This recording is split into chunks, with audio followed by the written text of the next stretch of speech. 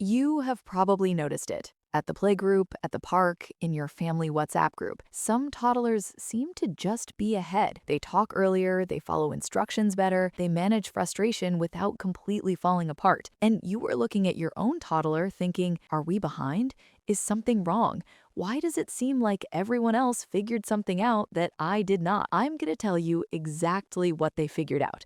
And I promise you, it is not what you think. It's not expensive toys. It's not enrichment classes. It's not a special curriculum or a specific parenting style with a name. The research on what actually accelerates toddler development is surprisingly simple. And the reason most parents never hear it is because it doesn't sell anything.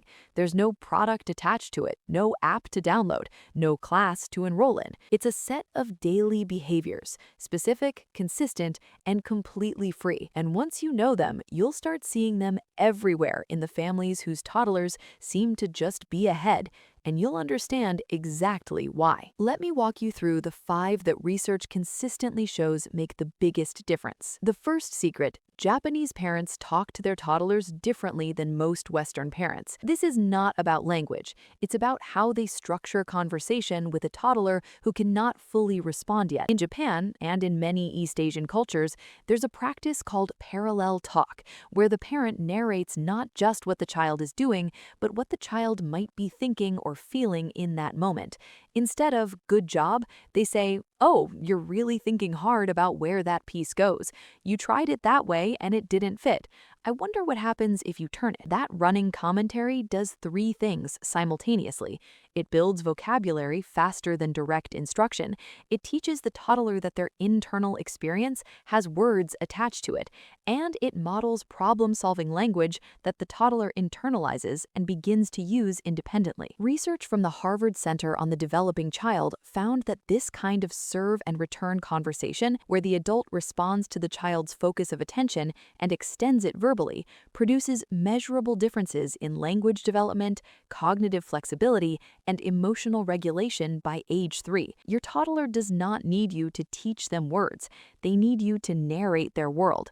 There's a difference, and it matters enormously. The second secret: the floor is more developmental than any toy you can buy. I know that sounds too simple, but here's what the research actually shows. Toddlers who spend more of their awake time on the floor, crawling, climbing, rolling, building, falling, and getting up, develop stronger core strength, better spatial awareness, faster problem solving, and longer attention spans than toddlers who spend significant awake time in structured seating or in front of screens. The reason is that physical movement and cognitive development are not separate systems in a toddler. They're the same system. When your toddler climbs over a cushion, they're simultaneously building gross motor skills, calculating spatial relationships, managing frustration when they fall, and learning persistence.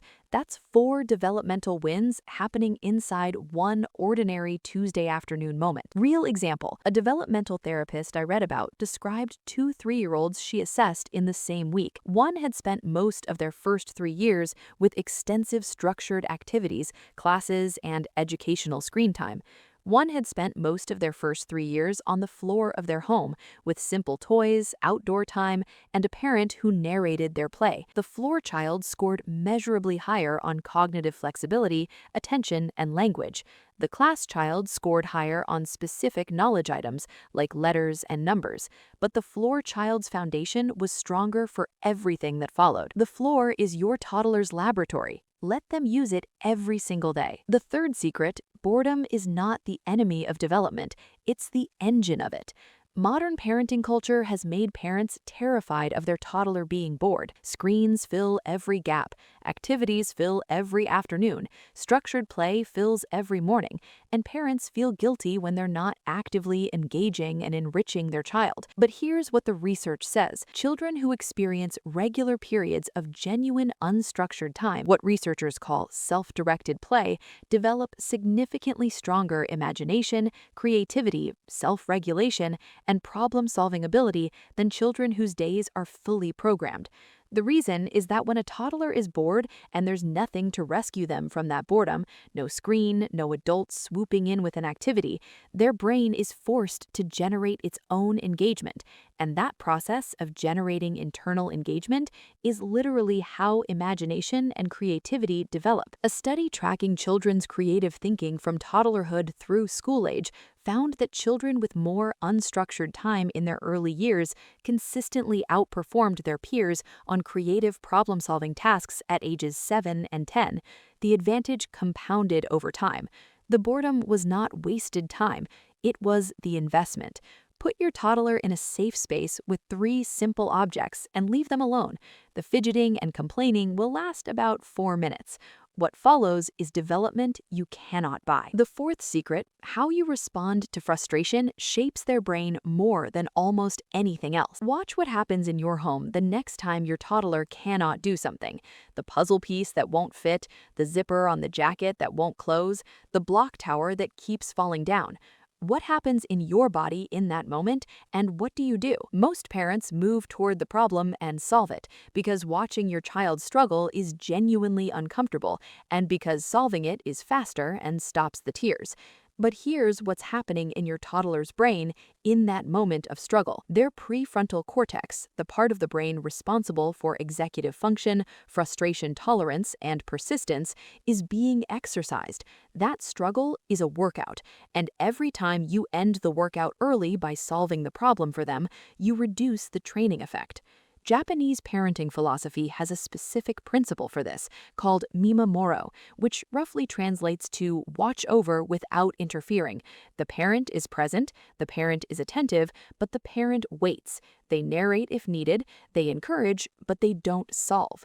The toddlers raised with this principle show measurably stronger frustration tolerance, longer task persistence, and better problem-solving confidence by school age, not because they're tougher or trained harder, but because their brain was allowed to do its own work regularly from an early age. Next time your toddler struggles, wait 10 extra seconds before you move. Those 10 seconds are doing more developmental work than the entire enrichment class you're paying for. The fifth secret, consistent routines do more for toddler brain development than stimulation. This is the one that surprises parents most, because we've been sold the idea that development requires novelty and stimulation, new experiences, new environments, new learning opportunities. And novelty does matter, but it matters much less than consistency. Research on toddler brain development consistently shows that consistent daily routines, the same morning sequence, the same meal rhythm, the same bedtime process, reduce the cognitive load on a toddler's developing brain and free up mental resources for actual learning and development. When a toddler knows what comes next, they don't have to use cognitive energy managing uncertainty. That freed up energy goes directly into language acquisition, social learning, emotional processing, and creative play. The routine is not boring the toddler. The routine is liberating their brain to do its best work. Real example.